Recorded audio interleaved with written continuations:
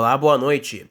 Sejam todos muito bem-vindos ao canal Embarque Imediato, trazendo as últimas notícias do mundo rodoviário.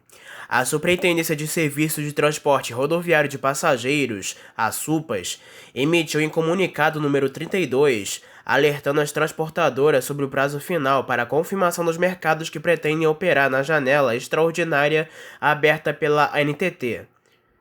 De acordo com o texto, o prazo final para a confirmação é dia 29 de novembro de 2024, às 6 da tarde, horário de Brasília. A confirmação deve ser realizada no sistema disponibilizado pela ANTT. As empresas que não fizerem este procedimento dentro do prazo definido terão seus requerimentos arquivados, conforme previsto nos artigos 231, inciso 3, da Resolução ANTT número 6033 de 2023. Essa confirmação é obrigatória para as transportadoras que ajustaram seus requerimentos de licença operacional durante o período de transição, conforme estabelecido no item 6.3 do Comunicado da Abertura de Janela Extraordinária número 1 de 2024. O cronograma da janela de abertura extraordinária é o seguinte: solicitação de mercados do período de 29 de outubro a 29 de novembro, confirmação dos mercados que empresas pretendem operar até o dia 29 de novembro, divulgação dos mercados solicitados até o dia 20 de dezembro, ofertas de lances até o dia 30 de dezembro, primeiro ciclo de convocação no dia 20 de janeiro de 2025, manifestação de interesses em operar no mercado até o dia 24 de janeiro de 2025, prazo para os transportadores contemplados com processo seletivo quitarem o valor total dos lances até o dia 31 de janeiro de 2025, prazo para a solicitação do novo TAR ou realizar as modificações no TAR existente de transportadoras contempladas sem processo seletivo até o dia 21 de fevereiro de 2025, prazo para que as transportadoras contempladas com o processo seletivo solicitem um novo TAR ou realizem as modificações no TAR existente até o dia 3 de março de 2025, a homologação no resultado da janela de abertura extraordinária até o dia 14 de março de 2025. E por último, o prazo de 30 dias para iniciar a prestação do serviço, sendo admitida a prorrogação do prazo uma única vez por igual período, desde que por motivo justificado, com prazo até o dia 11 de abril de 2025.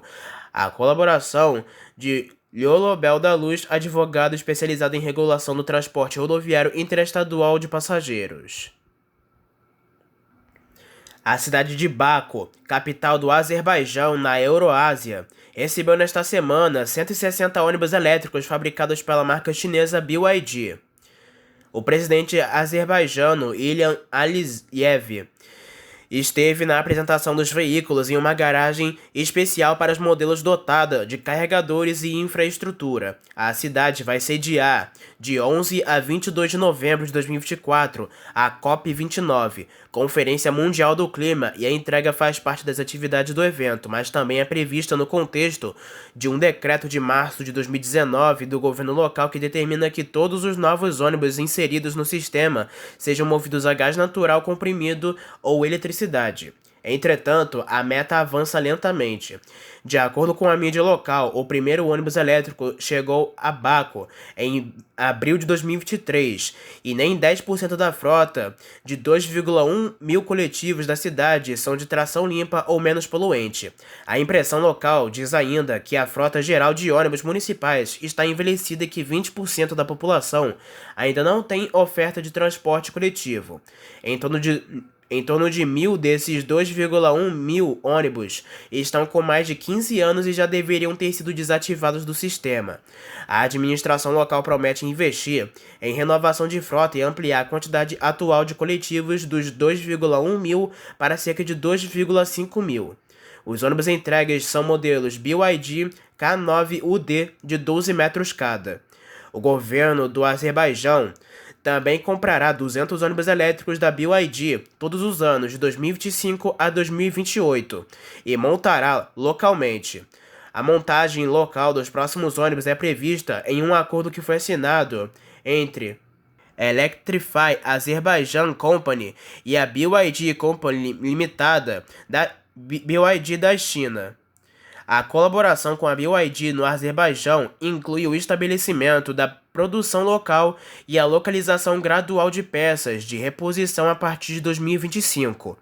O projeto abrange mecanismos de suporte e financiamento de joint venture e apresentação de direitos de propriedade intelectual visando a localização de 40% dos custos totais dos ônibus até 2030. O acordo do projeto está programado para ser assinado em setembro deste ano. A aviação Águia Branca do Espírito Santo voltou a provocar a justiça contra o arrendamento das linhas que eram de responsabilidade das falidas Viações Itapemirim, Caiçara, Suzantur, empresa de Santo André, no ABC Paulista, que opera os serviços com autorização judicial desde o dia 4 de março de 2023. Nesta última quarta-feira, dia 6 de novembro, a empresa capixaba entrou com embargo de declaração contra a decisão judicial que manteve o arrendamento a Suzantur até o dia 27 de fevereiro de 2025. O documento entrou no sistema da Justiça nesta quinta-feira, dia 7 de novembro. Em resumo, além de apontar supostas irregularidades que teriam sido cometidas pela Suzantur, como não depósito de valores integrais à massa falida com base no percentual de 1,5% sobre as vendas de passagens, a empresa capixaba diz que o contrato de arrendamento de 2 anos já deveria ter acabado, porque o prazo que deve ser contado é de quando foi assinado, o que ocorreu em 29 de setembro de 2022, e não a partir de quando a ANTT liberou as operações pela Suzantur, que foi em 27 de fevereiro de 2023. A Águia Branca reitera pedido para assumir o arrendamento pelo valor de 1,2 milhão de reais por mês. A Suzantur, pelo contrário, paga 200 mil reais. A aviação Águia Branca alega que determina o fim do contrato de arrendamento em 27 de fevereiro de 2025. É uma contradição porque a ANTT não registra esse tipo de contratação para autorizar início de operações. Ainda de acordo com a Águia Branca, como para a ANTT, contrato de arrendamento de linha não é previsto em legislação, é equivocado o entendimento de que o período que se encerra a atuação da Suzantur por este instrumento deve ser contado a partir da liberação da agência para as operações da empresa de Santo André. Com isso, pelo argumento apresentado pela Águia Branca, o prazo final de 2 anos deveria ser em 29 de setembro de 2024, uma vez que deve ser contato o período de celebração do negócio e não da autorização da ANTT, que não reconhece contratos de arrendamento de linhas como previstos em legislação. A Águia Branca também contesta o fato de o leilão da marca e das linhas ser analisado em processo separado e diz que a preferência da Suzantur na disputa, bem como o desconto do pagamento do lance usando 50% de todos os valores investidos pela empresa de Santo André, são ilegais. A Águia Branca pede o imediato fim do contrato ou a nulidade. A empresa reitera pedido para assumir o arrendamento no valor de 1,2 milhão de reais por mês. A justiça ainda vai decidir. A Flixbus, uma das maiores operadoras de transporte do Reino Unido, e a Flixbus, companhia global de tecnologia e transporte, anunciaram uma parceria de 5 anos para expandir suas operações de transporte rodoviário pelo país. Como parte desse novo acordo, a Flixbus adquiriu 21 ônibus a diesel da Pelican, complementando um pedido recente de 169 ônibus elétricos. Com essa adição, a empresa busca diversificar e expandir seu portfólio de serviços, oferecendo mais opções de transporte de longa distância, conectando novas rotas e respondendo à demanda crescente por viagens acessíveis e sustentáveis. A parceria prevê a introdução de 8 novas rotas de ônibus ou a expansão de rotas já existentes no Reino Unido. Com isso, a Flixbus planeja duplicar o tamanho de sua rede britânica até o verão de 2025, operando mais de 200 veículos em colaboração com parceiros de alta qualidade. A Flixbus, com seus terminais localizados em cidades estratégicas como Bath, Bristol, Slough, Taunton, Trusto, West-super-Mare e na região de Yorkshire, será responsável por gerenciar parte da operação da Flixbus com o foco de ampliar o acesso a destinos do sudoeste e importantes cidades no norte, incluindo Leeds, Manchester e Newcastle. Andrew Jarvis, diretor de operações da Flixbus, expressou o entusiasmo pela parceria, que considera um passo fundamental para a empresa. Andrea Schorling, diretor-geral da Flixbus no Reino Unido, ressaltou o sucesso da marca desde sua chegada ao mercado britânico em 2021. Desde então, a Flixbus já transportou mais de 5 milhões de passageiros no Reino Unido e, com a nova parceria, o objetivo de liderar o mercado de transporte rodoviário britânico está mais próximo. Com a forte demanda de passageiros e o sucesso comercial, somado a parcerias estratégicas como a que segue, firmamos com a Flixbus, a liderança é inevitável, afirmou Andreas. Segundo ele, a demanda por viagens confortáveis e acessíveis em veículos modernos está proporcionando uma espécie de renascimento para o setor de ônibus de longa distância, com cada vez mais pessoas experimentando e retornando à Flixbus.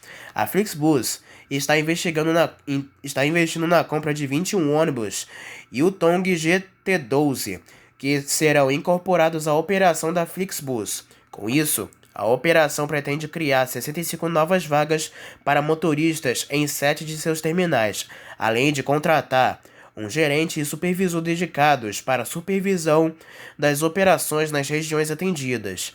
Esta expansão não apenas contribuirá para a criação de empregos, mas também para o fortalecimento da infraestrutura no transporte do país, oferecendo maior flexibilidade e conforto aos passageiros.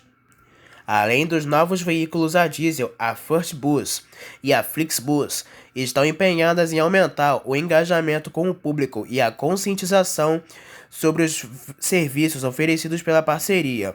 O plano inclui investimentos em campanhas de marca para aumentar a visibilidade e atrair novos passageiros para as rotas expandidas. A colaboração entre a Flixbus e a Flixbus representa uma aposta promissora no mercado de transporte rodoviário do Reino Unido, que experimenta um ressurgimento no interesse dos passageiros, especialmente por oferecerem veículos modernos e confortáveis. A Flixbus, com sua tecnologia inovadora e estratégia de preços acessíveis, conquistou rapidamente uma base de cliente leal e, com a adição dos serviços da Flixbus, está ainda mais próxima de seu objetivo de liderança no setor. Para os passageiros, essa expansão significa mais opções de viagens de longa distância a preços acessíveis, além da promessa de uma experiência de viagem mais agradável e conectada. A ampliação da rede de transporte de ônibus no Reino Unido surge em um momento oportuno quando o país enfrenta desafios com o aumento dos preços dos combustíveis e a necessidade de soluções de mobilidade mais eficientes e sustentáveis. Embora o foco seja no momento a expansão com ônibus a diesel, o compromisso da Flixbus em introduzir mais de uma centena de veículos elétricos no futuro próximo sinaliza um movimento em direção a um transporte mais verde. A Flixbus, por sua vez, já demonstrou seu compromisso com a sustentabilidade em outros mercados e deve seguir uma linha semelhante no Reino Unido. Com este novo capítulo, a Flixbus e a Flixbus reforçam seu compromisso em transformar o transporte rodoviário de longa distância no Reino Unido, trazendo inovação, empregos e, acima de tudo, conectividade para mais regiões do país. A parceria não apenas amplia a capacidade e o alcance dos serviços oferecidos, mas também responde ao apelo crescente por alternativas de viagem que unam custo acessível, conforto e eficiência, beneficiando milhões de passageiros em toda a região. Agora falamos sobre as últimas ocorrências do mundo rodoviário. Na tarde desta quinta-feira, dia 7 de novembro, um acidente envolvendo um ônibus da linha 707A-10, Jardim Ângela, ao metrô Praça da Árvore, operado pela empresa Metrópole, foi registrado na Avenida Vitor Manzanini, com a rua Cristalino Rolim de Freitas, no bairro de Santa Amara, em São Paulo. O coletivo seguia no sentido centro quando a colisão ocorreu, gerando transtornos para o trânsito na região. Não há relatos de feridos. De acordo com a SP Trans, um boletim de ocorrência já foi registrado. Um ônibus rodoviário tombou na BR-153, em Gurupi, no sul do Tocantins, na madrugada desta sexta-feira, dia 8 de novembro. De acordo com o Corpo de Bombeiros, 40 pessoas foram encaminhadas com ferimentos para o Hospital Regional de Gurupi, enquanto outras 4 morreram no local. O veículo transportava 59 pessoas. O atendimento às vítimas foi realizado pelo SAMU, em conjunto com equipes da Ecovias do Araguai, concessionária responsável pelo trecho em que ocorreu o acidente. Ainda não há informações sobre o que teria causado o tombamento. Na tarde deste sábado, dia 9 de novembro, um ônibus municipal da empresa São Jorge pegou fogo em Ponte Nova, na cidade de Minas Gerais. O acidente ocorreu na rua Guarapiranga, no bairro Palmeirenses. O Corpo de Bombeiros conteve as chamas por volta de 1h40 da tarde e informou que não houveram feridos. Proprietários da companhia de transportes, José Flávio, comunicou que o incêndio foi resultado de uma pane elétrica na parte dianteira do coletivo. Quando o veículo ainda estava em circulação, o motorista notou a fumaça saindo do motor e encostou para tentar apagar o fogo utilizando o extintor. Após a atuação dos bombeiros, o ônibus foi retirado da rua Guarapiranga e levado para uma área de descarte. Nesta quarta-feira, um ônibus foi destruído por um incêndio na Avenida Antônio Martins, no bairro Recreio do Retiro, na cidade de Esmeraldas, em Minas Gerais. O coletivo atendia a linha 6820 Recanto Verde a Belo Horizonte. Não houve vítimas. Segundo o Corpo de Bombeiros, passageiros disseram que as chamas começaram na parte dianteira do veículo. Orientados pelo motorista, todos os passageiros deixaram o ônibus a tempo. A Companhia Energética de Minas Gerais atendeu a ocorrência e verificou a rede elétrica no local. Um ônibus pegou fogo por volta de 6h15 da manhã desta terça-feira, dia 5 de novembro, no terminal Arthur Alvim, na zona leste de São Paulo. Imagens registradas por moradores da região mostram uma grande nuvem de fumaça no local. O veículo de prefixo 45121, que pertence à empresa Alibus, operava a linha 272710 metrô Arthur Alvim ao conjunto Carvalho. Segundo o Corpo de Bombeiros, que foi acionado às 6h20 da manhã, o fogo foi controlado e ninguém ficou ferido. A SP Trans disse por meio de nota que o coletivo sofreu uma pane elétrica, o que causou o início do fogo, que acabou se alastrando pelo ônibus. Um ônibus tombou na madrugada desta sexta-feira na BR-135, na altura da cidade de Curvelo, em Minas Gerais. O acidente causou bloqueio parcial da via no sentido Belo Horizonte. Segundo dados iniciais, o veículo estava próximo ao quilômetro 622 quando tombou no canteiro central da rodovia. A concessionária Eco 135 foi acionada e informou que 33 pessoas estavam no ônibus, mas não sofreram ferimentos. Devido ao bloqueio, há registro de trânsito no local, com fila de pelo menos 1 quilômetro de extensão por volta de 7 da manhã. Também na manhã dessa sexta-feira, ao menos 15 pessoas ficaram feridas após um ônibus da empresa Betur tombar no quilômetro 324 da rodovia MGC 267 entre os municípios de Conceição do Rio Verde e Caxambu, em Minas Gerais. Um dos passageiros sofreu ferimentos graves. 3 ambulâncias do SAMU atenderam a ocorrência e transportaram 8 vítimas para hospitais de São Lourenço e Baipendi. Em depoimento à Polícia Militar Rodoviária, o motorista explicou que perdeu o controle do coletivo e caiu na ribanceira. O coletivo da Betur, Companhia de Boa Esperança em Minas Gerais, seguia de Carmo da Cachoeira para Aparecida, em São Paulo. No total, o veículo envolvido transportava cerca de 44 pessoas. O acidente é investigado pela Polícia Civil. São Paulo e a região da ABC Paulista enfrentaram transtornos no transporte público nesta sexta-feira devido à forte chuva que atingiu a região. Imagens circulando nas redes sociais mostram pontos de alagamento significativos, especialmente na Avenida Almirante Della Mare, no sentido São Caetano, que aparentou ficar bloqueada pelas enchentes. Em nota, a MTU informou que diversas linhas intermunicipais precisaram ser desviadas em todas as regiões da Grande São Paulo, afetando o deslocamento de milhares de passageiros. As chuvas intensas têm impactado o tráfego nas principais vias, com complicações também no acesso entre cidades da região. O Souza Esporte Clube anunciou oficialmente o novo ônibus que transportará seus atletas e categorias de base para as partidas da temporada. O veículo, adquirido com um investimento de cerca de R$412 mil, traz um design que celebra as cores e a trajetória de vitórias do clube, tradicionalmente em tons de verde.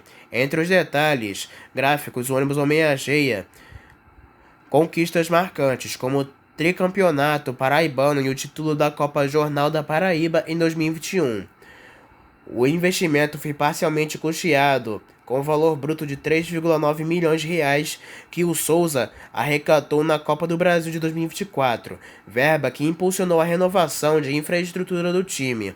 O clube, situado no Alto Sertão da Paraíba, aproveitou a oportunidade para reforçar sua imagem e investir na experiência de seus jogadores em deslocamentos buscando conforto e segurança. O novo ônibus do Souza Esporte Clube é equipado com carroceria Marco Polo Paradiso 1550 LD, montado sobre o chassi Mercedes-Benz O500 RSD. Para garantir o conforto aos passageiros, o veículo conta com sistema de ar-condicionado, banheiro, porta-pacotes, parede divisória com porta, amplo compartimento de bagagem, janelas panorâmicas com vidros colados e cortinas, e o interior é composto por 50 poltronas executivas, todas equipadas com um cinto de segurança, proporcionando uma experiência confortável e segura para a equipe e comissão técnica durante as viagens. Além do novo transporte, o Souza Esporte Clube avança na construção do Centro de Treinamento Dino Guerreiro, em Souza. A estrutura promete oferecer melhores condições de treino e formação para os atletas do clube. Com o recente título do Campeonato Paraibano de 2024, o Souza garantiu vaga em competições importantes para a temporada de 2025, incluindo a Copa do Brasil, Copa do Nordeste, Série D do Campeonato Brasileiro e o Estadual, consolidando-se como uma das forças emergentes do futebol paraibano. A partir do dia 1º de dezembro, a tarifa dos ônibus municipais de Niterói será reajustada para R$ 4,45 para R$ 5,15, por decisão da 7ª Vara Civil da cidade. A prefeitura, no entanto, anunciou que cobrirá a diferença de 70 centavos para os passageiros que utilizam o bilhete único municipal. O prefeito Axel Grael afirmou que a decisão de subsidiar o aumento visa proteger a população do impacto do reajuste. Ele explicou o seguinte, abre aspas, logicamente vamos cumprir a decisão judicial, mas não vamos permitir que o cidadão seja prejudicado e tenha que pagar mais pela passagem nos ônibus, fecha aspas. Com cerca de 75% das viagens de ônibus em Niterói já são pagas com bilhete único municipal. A prefeitura busca aumentar ainda mais essa porcentagem e incentiva os cidadãos a adquirirem o cartão. O secretário municipal de Urbanismo e Mobilidade, Renato Barandier, reforçou a importância de todos os moradores obterem o bilhete até o dia 1º de dezembro. Ele também destacou que os descontos nas integrações entre ônibus e barcas e entre ônibus e catamarãs serão mantidos.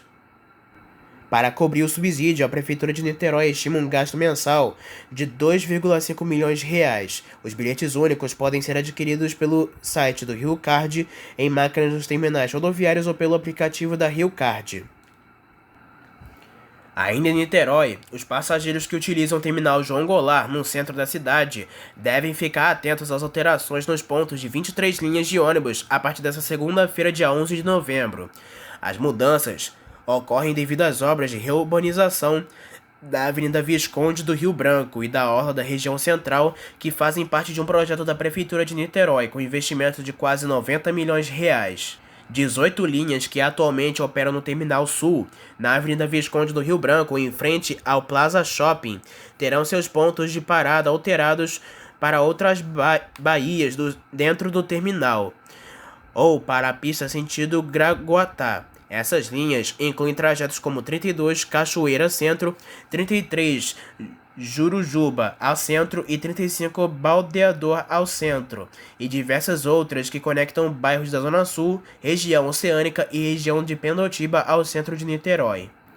Outras 5 linhas terão os pontos realocados para a Praça Juscelino Kubitschek. Serão afetadas as linhas 30 Martim Torres ao centro, linha 31, Ponte da Areia, Beltrão, 47, 47A e 47B, todas com trajeto Vital Brasil ao centro de Niterói.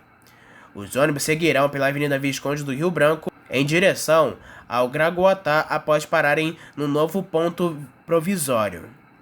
A reestruturação faz parte do projeto de revitalização da Avenida Visconde do Rio Branco e da Orla, que busca recuperar áreas históricas e criar novos espaços de lazer e mobilidade para os pedestres e ciclistas. Entre as melhorias estão a instalação de baias de ônibus, novas ciclovias, paisagismo, arborização e a requalificação em torno da Praça Araribóia e a concha acústica, além da ampliação de espaços em frente à Estação das Barcas. A Prefeitura destaca que as intervenções modernizam uma área que já foi atingida por aterros e urbanização ao longo das décadas, recuperando a ligação da cidade com a Baía de Guanabara e trazendo novas funcionalidades para a região. No início da madrugada desse sábado, uma quadrilha invadiu a garagem da Aviação Elite no Jardim Belvedere, em Volta Redonda, no Rio de Janeiro, e furtou 21 módulos eletrônicos de ônibus. Esses componentes são essenciais para o funcionamento dos veículos. A empresa informou que a mesma quadrilha já realizou roubos semelhantes em outras regiões da cidade, como Resende e Barra do Piraí. A Aviação Elite está buscando alternativas para minimizar o impacto do incidente e garantir o funcionamento do transporte público. Entretanto, a reposição imediata das peças furtadas não será possível devido à falta de estoque desses módulos eletrônicos no mercado. As imagens do circuito de segurança foram enviadas para a 93ª Delegacia de Polícia, onde um boletim de ocorrência foi registrado. A Aviação Elite se comprometeu a colaborar com as autoridades para identificar e punir os responsáveis pelo crime. O transporte público de Teresina está em estado crítico e precisa de medidas urgentes para sua recuperação. Essa é a avaliação do engenheiro Antônio Santana, responsável pelo plano diretor do Sistema Viário de Transporte Coletivo de Teresina. Santana se reuniu com o prefeito eleito Silvio Mendes do UB para discutir a situação dos ônibus urbanos nesta sexta-feira, dia 8 de novembro. Segundo Santana, Teresina é a única entre as 21 regiões metropolitanas brasileiras com mais de 1 milhão de habitantes onde o sistema de transporte coletivo colapsou. Atualmente, a cidade conta com cerca de 220 ônibus em circulação, mas precisaria de pelo menos 500 para atender a demanda da população. O engenheiro aponta que a falta de investimentos e a ausência de um sistema eficiente levaram à queda drástica do número de usuários, forçando a população a buscar alternativas para se locomover. Ele adverte que a solução não será imediata e exigirá um esforço conjunto da Prefeitura, do governo estadual e do governo federal. Entre as soluções possíveis, Santana destaca a integração com outros modais de transporte, como VLT, BRT e metrô. No entanto, ele alerta para o alto custo de implementação no VLT, que gira em torno de 250 milhões de reais por quilômetro. Para o prefeito eleito Silvio Mendes, a gravidade da situação exige um diagnóstico preciso e a busca por soluções eficazes. Mendes revelou que o BNDES está financiando um levantamento em 21 regiões metropolitanas para identificar as melhorias alternativas para o transporte público. Para fechar, uma ótima notícia. As duas linhas de ônibus elétricos da região metropolitana de Salvador, que tiveram suas operações interrompidas na última quinta-feira, dia 7, voltaram a funcionar nesta sexta-feira, dia 8. A paralisação foi motivada por reivindicações do Sindicato dos Trabalhadores de Transportes Rodoviários da região metropolitana de Salvador, Alagoinhas e Paulo Afonso. Segundo Mário Kleber, presidente do Sindimetro, o governo da Bahia forneceu 19 ônibus elétricos para rodar em todo o estado e criou rotas sem novos coletivos, afetando a operação nos trajetos já existentes. Após um acordo provisório com a empresa responsável pelo serviço, o funcionamento da linha 924, Estação Aeroporto, Parque São Paulo, e 955, Estação Aeroporto, Simões Filho, foi restabelecido. A decisão de retorno veio após negociações entre a operadora do sistema e representantes do Sindimetro, que já agendaram uma nova reunião para a próxima terça-feira, dia 12. O encontro visa discutir as demandas dos rodoviários e avaliar soluções para possíveis falhas na gestão da operação, conforme apontado pelo sindicato. As linhas elétricas, introduzidas recentemente pelo governo estadual, foram alvo de críticas por parte do sindicato, que alegou problemas no planejamento e na organização da frota. E essas foram as últimas notícias, informações e ocorrências do mundo rodoviário. Não se esqueça que em breve traremos mais notícias e informações somente aqui para você. Espero que tenham gostado do vídeo, uma boa noite para todos e até a próxima.